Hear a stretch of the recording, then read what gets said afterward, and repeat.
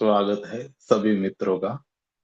पतंजलि योग सूत्र भाग एक और उसके बाद हम 14वें प्रवचन में हैं। प्रवचन का नाम है बीज ही फूल है और आज दूसरा दिन है। पेज नंबर है 284। तो भगवान कहते हैं कि यह बात भी तुम्हें नरक तक ले जाएगी, क्योंकि इच्छा अपने में ही नरक का मार्ग है। इसीलिए बुद्ध कहते हैं कि जब तक इच्छा विहीन नहीं हो जाते तुम आनंदमय नहीं हो सकते हो। इच्छा है पीड़ा, इच्छा है स्वप्न, और इच्छा तभी विद्यमान होती है जब तुम सोए हुए होते हो। जब तुम जागे हुए और सजग होते हो तब इच्छाएं तुम्हें मूर्ख नहीं बना सकती है। तब तुम उनके पार देख सकते हो। तब हर चीज इतनी स्पष्ट होती है कि तुम मूर्ख नहीं बनाए जा सकते। तब पैसा तुम्हें कैसे मूर्ख बना सकता है और कह सकता है कि जब धन हो तो तुम बहुत बहुत खुश होगे। धनी व्यक्ति की ओर देख लो, वे भी नरक में ही हैं। शायद समृद्ध नरक में हो, लेकिन समृद्ध नरक बदतर ही होने वाला है, दरिद्र नरक से भी। अब उन्होंने धन प्राप्त कर लिया है और वे एकदम निरंतर बेचैनी की अवस्था में हैं। मुल्ला नसरुद्दीन ने बहुत धन इकट्ठा कर लिया और फिर वह एक अस्पताल में दाखिल हुआ, क्योंकि वह सो न सकता था। वह घबराया हुआ था और निरंतर कंपता हुआ, डरा हुआ। किसी एक खास बात से डरा हुआ नहीं। एक गरीब आदमी भी भयभीत होता है किसी विशेष कारणवश, मगर एक धनी आदमी तो मात्र भयभीत होता है। यदि तुम किसी विशेष बात के लिए भयभीत होते हो तो किया जा सकता है कुछ। लेकिन मुल्ला नसरुद्दीन तो बस भयभीत मात्र था और वह जानता नहीं था कि ऐसा क्यों है। क्योंकि जब उसके पास हर चीज थी तो भयभीत होने की कोई जरूरत न थी। लेकिन वह तो एकदम भयभीत था और कंप रहा था। वह अस्पताल में दाखिल हुआ और सुबह नाश्ते में कुछ चीज लाई गई। उन कुछ चीजों में हिलते कपते जिलेटिन का एक कटोरा था। वह बोला, नहीं, मैं नहीं खा सकता इसे। डॉक्टर ने पूछा कि तुम इस बारे में इतनी जिद क्यों करते हो। वह बोला, मैं अपने से अधिक बेचैन चीज को नहीं खा सकता। धनी व्यक्ति बेचैन होता ही है। कौन सी कौन सी है उसकी घबराहट, कौन सा है उसका भय, वह क्यों इतना डरा हुआ है। क्योंकि हर इच्छा पूरी हो चुकी है और फिर भी हताशा बनी हुई है। अब वह सपना भी नहीं देख सकता, क्योंकि उन सारे सपनों में से वह गुजर चुका है और उसने देख लिया है कि वे कहीं नहीं ले जाते हैं। वह सपना नहीं देख सकता है और न ही आंख खोलने का साहस भी जुटा सकता है, क्योंकि न्यस्त स्वार्थ है। उसने अपनी जिंदगी में बहुत सारी चीजों का वचन लिया हुआ है। जब एक रात बुद्ध अपने महल से चले गए, वे अपनी पत्नी को बता देना चाहते थे कि वे जा रहे हैं। वह उस बच्चे को सहलाना चाहते थे जो एक दिन पहले ही पैदा हुआ था, क्योंकि उन्हें फिर वापस नहीं आना था। वे कमरे में एकदम द्वार तक गए। उन्होंने अपनी पत्नी की ओर देखा। वह गहरी निंद्रा में सोई हुई थी। वह जरूर कोई सपना देख रही होगी। बालक को बाहों में लिए उसका चेहरा सुंदर था, मुस्कुराता हुआ। उन्होंने कुछ क्षण प्रतीक्षा की द्वार पर, फिर वो लौट गए। वे कहना चाहते थे कि वे जा रहे हैं, लेकिन फिर वे भयभीत हो गए। यदि वे कुछ भी कह देते तो पत्नी जरूर रोने लगती और चीखने लगती और एक तमाशा बना डालती। और वे स्वयं से भी भयभीत थे, क्योंकि यदि वो रो पड़ती और चीखने चिल्लाने लगती तो शायद उन्हें अपने उन वचनों का ख्याल आ जाता कि मैं तुम्हें हमेशा हमेशा प्रेम करता रहूंगा और हमेशा के लिए तुम्हारे साथ रहूंगा। और यह बच्चा जो मात्र एक दिन का है, इसका क्या करना होगा। वह तो निसंदेह बच्चे को मेरे सामने ले आएगी। उन्होंने सोचा, और वह कहे कि देखो जरा तुम मेरे साथ क्या कर रहे हो, फिर तुमने इस बच्चे को पैदा ही क्यों होने दिया था, और अब कौन होगा इसका पिता, क्या सिर्फ मैं ही इसके लिए जिम्मेदार हूं। तुम कायर की तरह भाग रहे हो। ये सारे विचार उनके मन में आए, क्योंकि नींद में तो हर कोई वचन देता है, हर कोई वचन दिए चला जाता है, यह न जानते हुए कि वह उन्हें कैसे पूरा करेगा। लेकिन नींद में ऐसा होता है, क्योंकि किसी को होश नहीं होता है कि क्या हो रहा है। अकस्मात से वे सजग हो आए कि ये बातें कही जाएंगी और फिर सारा परिवार इकट्ठा हो जाएगा, पिता और सब दूसरे। और वे पिता के इकलौते बेटे थे, और पिता उनकी ओर देख रहे होंगे, और अपने नींद में उन्होंने वचन दिए हैं उन्हें भी, इसलिए वे बस निकल भागे वहां से। वे एकदम चोर की भांति भाग आए। 12 वर्ष के पश्चात जब वे लौटे, तो पहली बात जो पत्नी ने पूछी वह ठीक वही थी जिसके बारे में घर छोड़ने की रात उन्होंने सोचा था कि उसके मन में आएगी। पत्नी ने उनसे पूछा कि आप मुझसे कहे क्यों न दिया आपने। यही पहली बात मैं आपसे पूछना चाहूंगी। इन 12 वर्षों से मैं आपकी प्रतीक्षा कर रही थी, आपने मुझसे कहा क्यों नहीं। किस प्रकार का है यह प्रेम। आप तो मुझे एकदम छोड़ गए, आप कायर हैं। बुद्ध शांतिपूर्वक सुनते हैं। जब पत्नी शांत हुई, चुप हो गई, तो वे बोले, ये सारे विचार मुझ में उठे थे। मैं बिल्कुल द्वार तक आ गया था, मैंने द्वार खोल भी दिया था, मैंने तुम्हारी ओर देखा। नींद में मैंने बहुत सारी चीजों का आश्वासन दिया था। लेकिन यदि मुझे जागना था, यदि मैं नींद से बाहर आने ही वाला था, तब मैं नींद में दिए वचनों को पूरा नहीं कर सकता था। और यदि मैंने वचनों को पूरा करने की कोशिश की होती, तो मैं जाग न सकता था। तो तुम ठीक ही हो। तुम सोच सकती हो कि मैं कायर हूं, तुम सोच सकती हो कि मैं महल से पलायन कर गया चोर की भांति, योद्धा की भांति नहीं, साहसी व्यक्ति की भांति नहीं। लेकिन मैं तुमसे कहता हूं, ठीक विपरीत है सच्चाई। क्योंकि जब मैं पलायन कर रहा था, मेरे लिए वह क्षण महानतम वीरता का क्षण था। क्योंकि मेरा संपूर्ण अंतस कह रहा था कि यह अच्छा नहीं है, कायर मत बनो। और यदि मैं रुक गया होता, यदि मैंने अपने सोए हुए अस्तित्व की सुन ली होती, तो फिर मेरे जाग जाने की कोई संभावना न होती। और अब मैं तुम्हारे पास आया हूं, अब मैं कुछ पूरा कर सकता हूँ। केवल वही व्यक्ति जो संबोधि को उपलब्ध है कुछ पूर्ण कर सकता है। वह व्यक्ति जो अज्ञानी होता है कैसे कुछ भी पूर्ण कर सकता है। अब मैं तुम्हारे पास आया हूँ। यदि मैं उस क्षण ठहर गया होता, तो मैं तुम्हें कुछ न दे सकता था। लेकिन अब मैं एक विशाल निधि लाया हूँ अपने साथ, और अब मैं इसे तुम्हें दे सकता हूँ। रो चिल्लाओ मत, अपनी आंखें खोलो और मेरी ओर देखो। मैं वही व्यक्ति हूँ जो उस रात चला गया था। एक बिल्कुल अलग मनुष्य बन आया है तुम्हारे द्वारा। मैं तुम्हारा पति नहीं हूँ। तुम मेरी पत्नी हो सकती हो, क्योंकि वह तुम्हारा भाव है। लेकिन मेरी ओर देखो, मैं समग्र रूप से अलग व्यक्ति हूँ। अब मैं तुम्हारे लिए खजाना लाया हूँ। मैं भी मैं तुम्हें भी जागृत और बुद्ध बना सकता हूँ। पत्नी सुनती थी सब। वही समस्या हमेशा हर एक को आती है। उसने बच्चे के बारे में सोचना शुरू कर दिया।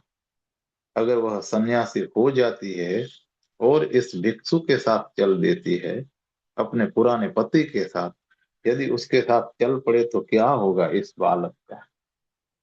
वह कुछ न बोली थी, पर बुद्ध बोले, मैं जानता हूँ क्या सोच रही हो तुम, क्योंकि मैं उस काल विधि से गुजर चुका हूँ जहाँ निद्रा भरी अवस्था में वचन दिए जाते हैं, जो सब भीड़ की तरह इकट्ठे हो जाते हैं और कहने लगते हैं कि क्या कर रहे हो तुम सोच रही हो जरा यह बच्चा कुछ बड़ा हो जाए, फिर इसका विवाह हो जाए, फिर वह महल और राज्य का भार ले सकता है, और फिर मैं तुम्हारा अनुगमन करूंगी। लेकिन ध्यान रहे, कोई भविष्य नहीं, कोई कल नहीं। या तुम बिल्कुल अभी मेरे पीछे आओ, या आना ही मत पीछे। लेकिन स्त्री का मन पुरुष के मन की अपेक्षा ज्यादा सोया हुआ है, और इसके कारण भी है। स्त्री ज्यादा बड़ी स्वप्न जीवी होती है। वह स्वप्नों में और आशाओं में जीती है। उसे गहन निद्रा में होना ही होता है, अन्यथा उसका मां स्वरूप में उपयोग करना प्रकृति के लिए बहुत कठिन हो जाएगा। स्त्री का गहन सम्मोहित अवस्था में रहना जरूरी होता है।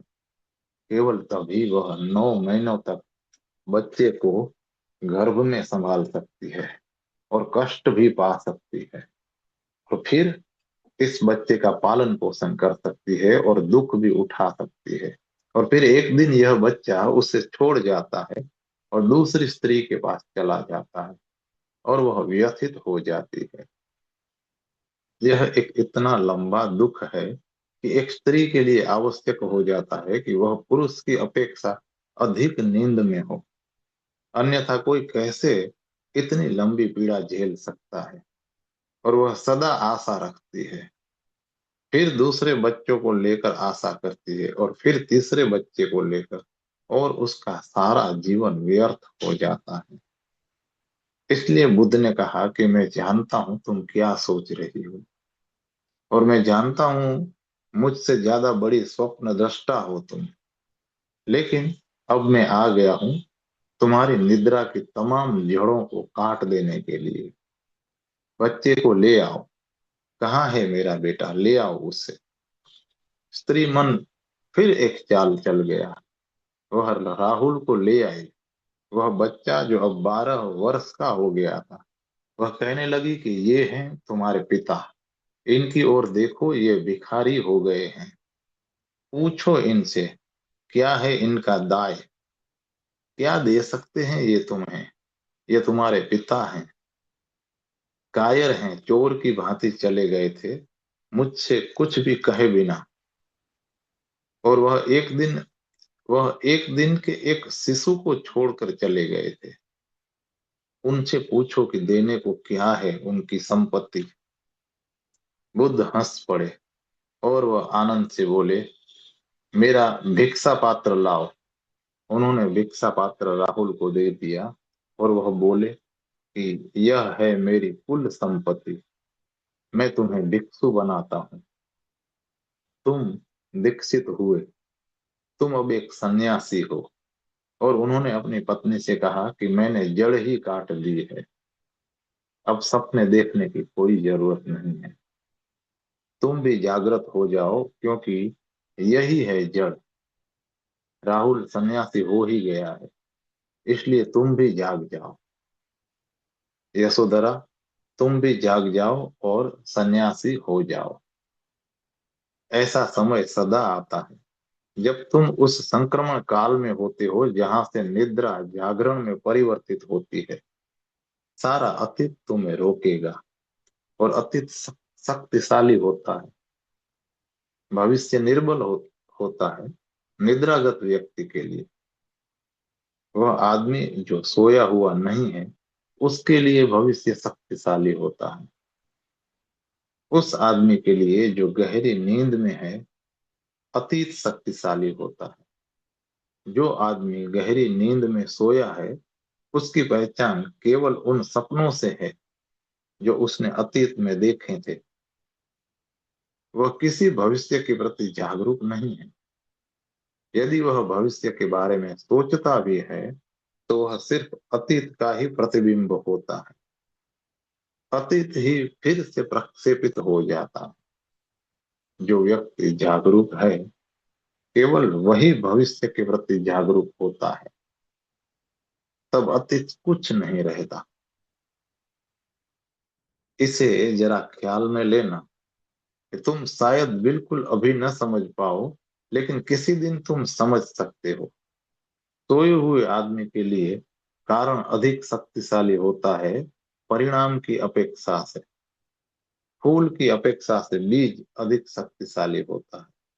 जो व्यक्ति जागा हुआ है उसके लिए कार्य अधिक शक्तिशाली होता है कारण से। फूल अधिक शक्तिवान होता है बीज से। निद्रा का तर्क यही है कि कारण निर्मित करता है कार्य को, बीज निर्मित करता है फूल को। जागरण का तर्क इससे बिल्कुल विपरीत है। वह है कि फूल निर्मित करता है बीज को, कार्य निर्मित करता है कारण को। यह भविष्य ही होता है जो उत्पन्न करता है अतीत को, न कि अतीत उत्पन्न करता है भविष्य को। लेकिन निद्रामय चित्त के लिए अधिक शक्तिशाली होता है अतीत, मृत, व्यतीत, जो कि है ही नहीं। जो अभी होने को है वह अधिक शक्तिशाली है। जो अभी जन्मने को है वह अधिक शक्तिशाली है, क्योंकि जीवन रहता है वहां। अतीत के कोई प्राण नहीं है। कैसे हो सकता है वह शक्तिशाली? अतीत तो पहले से ही कब्रिस्तान है। जीवन तो पहले से ही वहां से जा चुका है। इसीलिए यह होता है बीता हुआ। जीवन इसे छोड़ चुका है। लेकिन कब्रिस्तान शक्तिशाली होते हैं तुम्हारे लिए। जो व्यक्ति जागरूकता के लिए है उसके लिए अभी जो होने को है, जो जन्म लेने को है अभी ताजा, वह जो होने जा रहा है और ज्यादा शक्तिशाली बन जाता है। अतीत उसे नहीं रोक सकता है। अतीत रोकता है। तुम सदा पीछे की वचनबद्धताओं के बारे में सोचते हो। तुम सदा कब्रिस्तान के इर्द गिर्द मंडराते रहते हो। तुम फिर जाते कब्रिस्तान की यात्रा करने और मृत को अपने श्रद्धांजलि अर्पित करने। हमेशा अपनी श्रद्धा उसे दो जो होने को है, क्योंकि जीवन वहां होता है। कृपया समझाएं कि बिना समय के अंतराल के बीज विकसित कैसे हो सकता है। हाँ, यह विकसित हो सकता है क्योंकि यह विकसित है ही, खिला ही हुआ है। फूल निर्मित करता है बीज को, न कि बीज फूल को। फूल जो खिल रहा है उसने संपूर्ण बीज का निर्माण किया है। लेकिन तुम्हें ध्यान में रख लेना है कि केवल द्वार खोलने की आवश्यकता होती है। खोलो द्वार। सूर्य वहां प्रतीक्षा कर रहा है। वस्तुतः यथार्थ में जीवन विकास नहीं है। निद्रा में यह विकास जैसा प्रतीत होता है। तो अंतःसत्ता यानी बीइंग वहां पहले से ही है। हर चीज जैसी ही है, पूर्ण ही है, पहले से ही परम है, आनंदमयी है। कोई चीज जोड़ी नहीं जा सकती। इसे संशोधित करने का कोई तरीका नहीं है। फिर जरूरत किसकी होती है? केवल एक चीज की, कि तुम बोधपूर्ण हो जाओ और इसे देखो। ऐसा दो ढंग से घट सकता है। या तो तुम्हें झटके से तुम्हारी नींद से बाहर लाया जा सकता है, जो है जैन। या तुम्हें नींद से बाहर लाने के लिए राजी किया जा सकता है, जो है योग। सुनो, बीच में ही लटके मत रहना।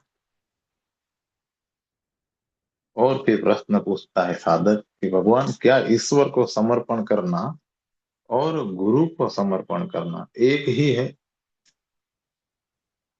समर्पण विषय पर निर्भर नहीं करता है। यह एक गुणवत्ता है जो तुम अपने अस्तित्व में ले आते हो। किसे करते हो तुम समर्पण, इससे कुछ संबंध नहीं। विषय कोई भी हो सकता है। तुम एक वृक्ष को कर सकते हो समर्पण। तुम नदी को कर सकते हो समर्पण। तुम किसी को कर सकते हो समर्पण, तुम्हारी पत्नी को, तुम्हारे पति को, तुम्हारे बच्चे को। पात्र की समस्या नहीं, किसी भी पात्र से बात बन जाएगी। समस्या है समर्पण करने की।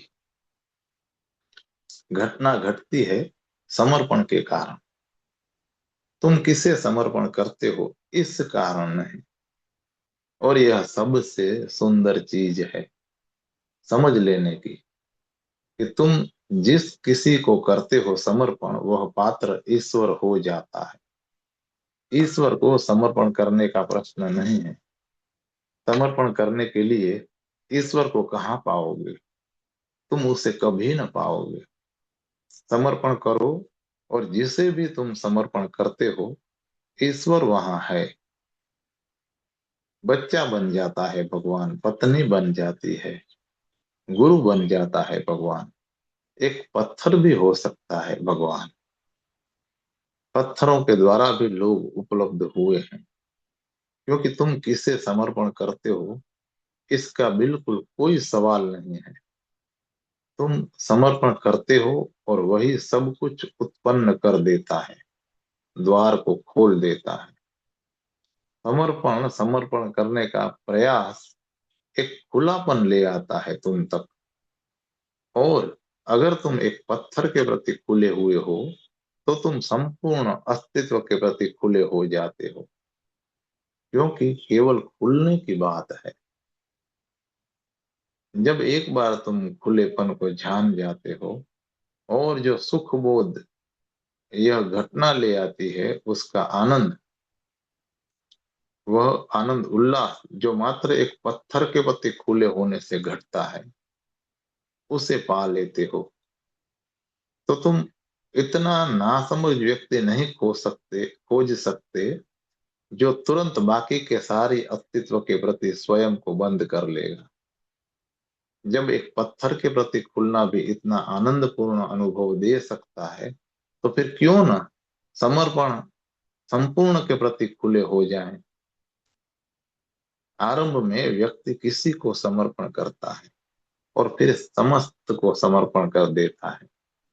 गुरु को समर्पण करने का यही अर्थ है। समर्पण करने के अनुभव में तुम एक सूत्र को जान लेते हो। अब तुम सभी को समर्पण कर सकते हो। गुरु तो एक मार्ग बन जाता है गुजर जाने के लिए। वह एक द्वार बन जाता है, और उस द्वार के द्वारा तुम देख सकते हो, संपूर्ण आकाश को देख सकते हो। ध्यान रहे, तुम समर्पण करने के लिए ईश्वर को नहीं पा सकते। लेकिन बहुत से लोग इस ढंग से सोचते हैं। वे बहुत चालाक लोग हैं। वे सोचते हैं जब ईश्वर हो तब हम समर्पण करेंगे। यह असंभव है। क्योंकि ईश्वर केवल तभी होता है जब तुम समर्पण करते हो। समर्पण किसी भी चीज को भगवान बना देता है। समर्पण तुझे तुम्हें आंखें देता है, और हर चीज जो इस आंख तक आती है वह दिव्य हो जाती है। दिव्यता, भगवत्ता समर्पण द्वारा दी जाती है, दी गई गुणवत्ता है। भारत में ईसाई, यहूदी और मुसलमान हिंदुओं पर हंसते हैं, क्योंकि वे वृक्ष की पूजा कर सकते हैं और वे पत्थर की पूजा करते हैं। यह चाहे गढ़ा हुआ भी न हो, यह चाहे मूर्ति भी न बना हो, वे सड़क के किनारे का पत्थर खोज सकते हैं और फौरन इसी को ईश्वर बिना बना सकते हैं। किसी कलाकार की आवश्यकता नहीं है, किसी मूल्यवान प्रकार का पत्थर की भी नहीं, संगमरमर की भी आवश्यकता नहीं है। कोई साधारण पत्थर जो उपेक्षित हो चुका हो वह भी काम दे देगा। शायद ऐसा हो कि यह पत्थर बाजार में न बिक सकता हो, इसीलिए वह वहां सड़क के किनारे पड़ा हुआ हो। लेकिन हिंदू तुरंत इसको ईश्वर बना सकते हैं। यदि तुम समर्पण कर सकते हो तो यह दिव्य हो जाता है। समर्पण की दृष्टि दिव्य के अतिरिक्त कोई दूसरी चीज को खोज ही नहीं सकती है। तो गैर हिंदू हंसते रहे, वे नहीं समझ सकते थे। वे समझते हैं कि लोग पत्थर पूजक हैं, मूर्ति पूजक हैं। वे नहीं हैं। हिंदुओं को समझने में गलती हुई है उनकी। वे मूर्ति पूजक नहीं हैं। उन्होंने कुंजी खोली है, और वह कुंजी यह है कि अगर समर्पण कर दो तो तुम किसी भी चीज को दिव्य बना लेते हो। और यदि तुम समर्पण नहीं करते तो तुम लाखों जन्म तक ईश्वर खोजते रह सकते हो, लेकिन तुम उससे कभी न मिलोगे, क्योंकि तुम्हारे पास वह गुणवत्ता नहीं है जिसका मिलन होता है, जो मिल सकती है, जो पा सकती है। तो प्रश्न है कि आत्मगत समर्पण करने वाले विषय या पात्र का नहीं, लेकिन निसंदेह समस्याएं हैं।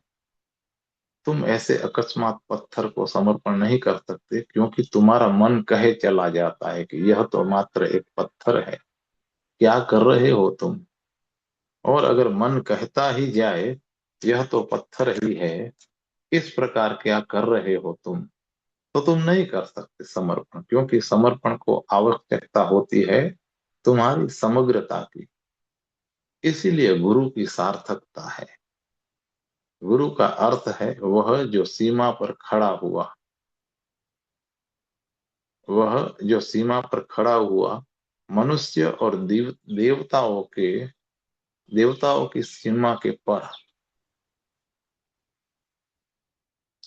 वह जो तुम्हारी तरह मानव प्राणी रहा है, लेकिन जो अब तुम्हारी भांति नहीं रहा, वह जिसे कुछ और घट गया है, जो अतिरिक्त है, एक मनुष्य और कुछ और।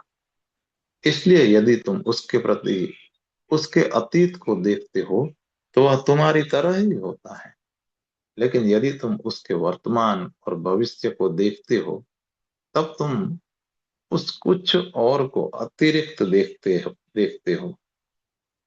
तब वह दिव्यता होता है। पत्थर को, नदी को समर्पण करना कठिन है, बहुत बहुत कठिन। यदि गुरु को समर्पण करना भी इतना कठिन है, तो पत्थर को समर्पण करना जरूर बहुत कठिन होगा। तो उसे समर्पण क्यों करना? तुम्हारा मन वर्तमान को नहीं देख सकता, मन केवल अतीत को देख सकता है। और वह आदमी तुम्हारी तरह पैदा हुआ था, वह तुम्हारी तरह ही भोजन करता है, और वह तुम्हारी तरह सोता है। तो क्यों करना उसे समर्पण? वह तो बिल्कुल तुम्हारी तरह ही है। वह तुम्हारी तरह है, और फिर भी वह नहीं है।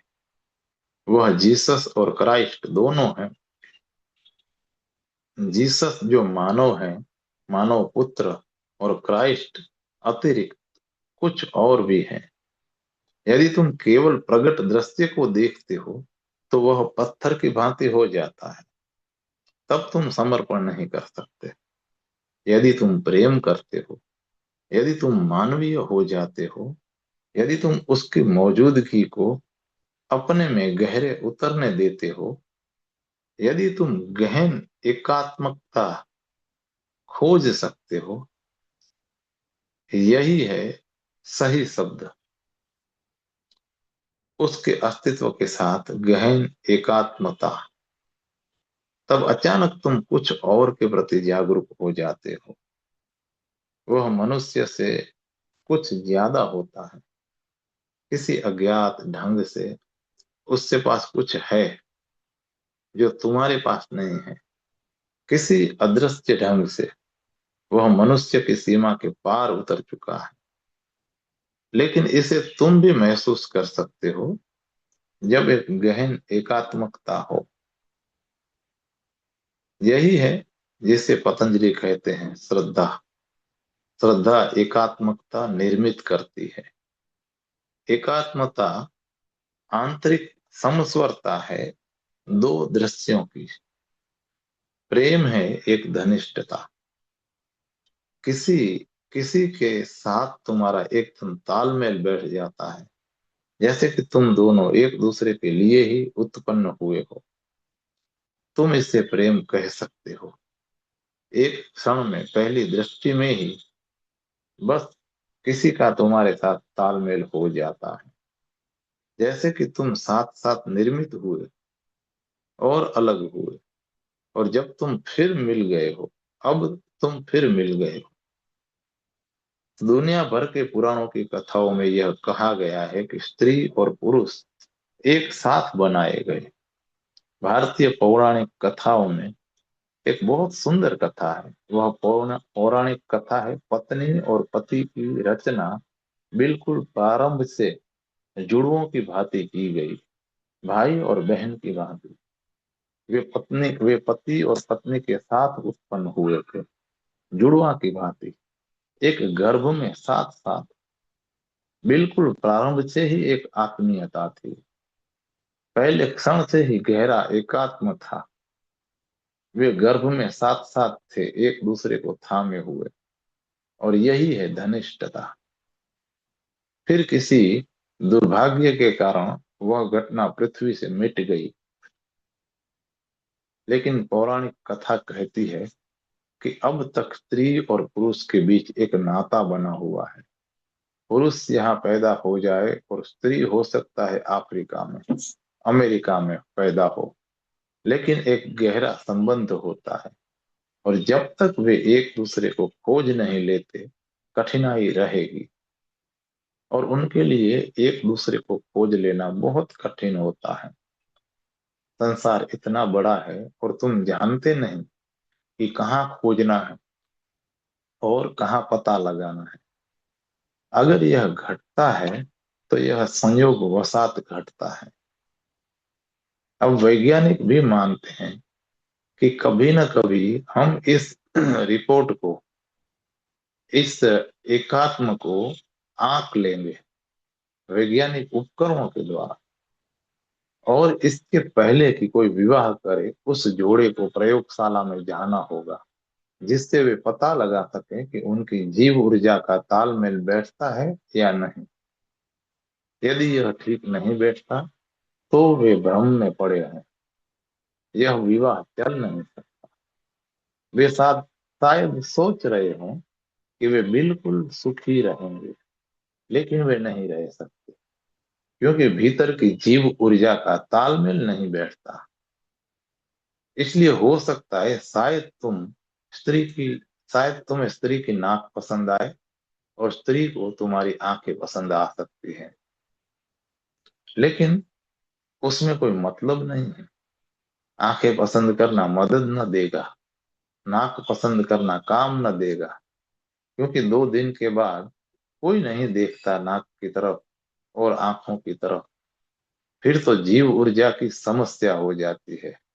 आंतरिक ऊर्जाएं एक दूसरे से घुलती मिलती रहनी चाहिए, अन्यथा वे दोनों विद्रोह कर देंगी। यह बिल्कुल ऐसा है जैसे तुम रक्तदान लो, तो या तो तुम्हारी देह इसे ग्रहण कर लेती है, या फिर इसे अस्वीकृत कर देती है, क्योंकि रक्त कई प्रकार के होते हैं।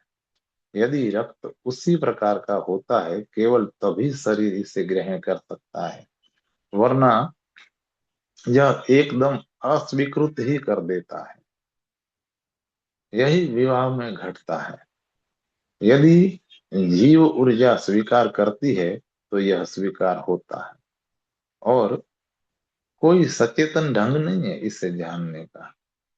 प्रेम बहुत भांति पैदा करवाता प्रेम बहुत भ्रांति पैदा करवाता है, क्योंकि प्रेम सदा किसी खास चीज पर केंद्रित होता है।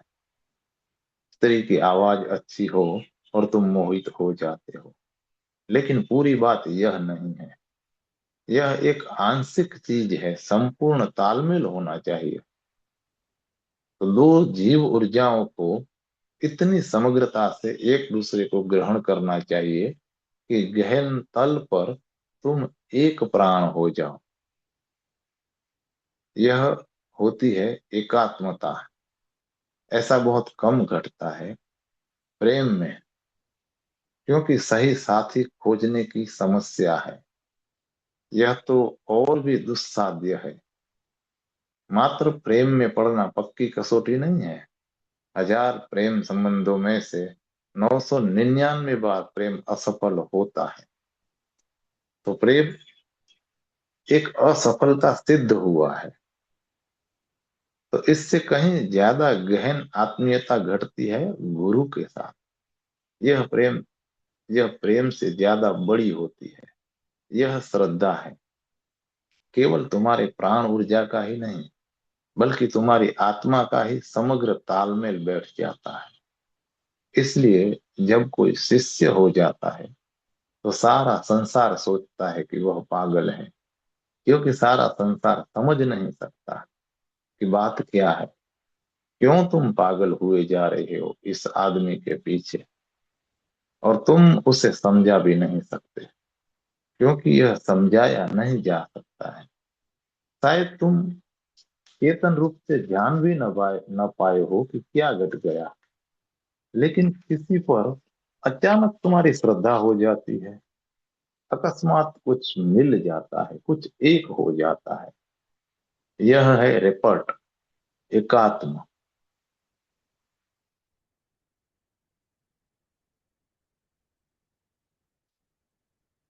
धन्यवाद दोस्तों। आज पठन में यहीं विराम लेते हैं। कल फिर से तीसरे दिन की शुरुआत करेंगे।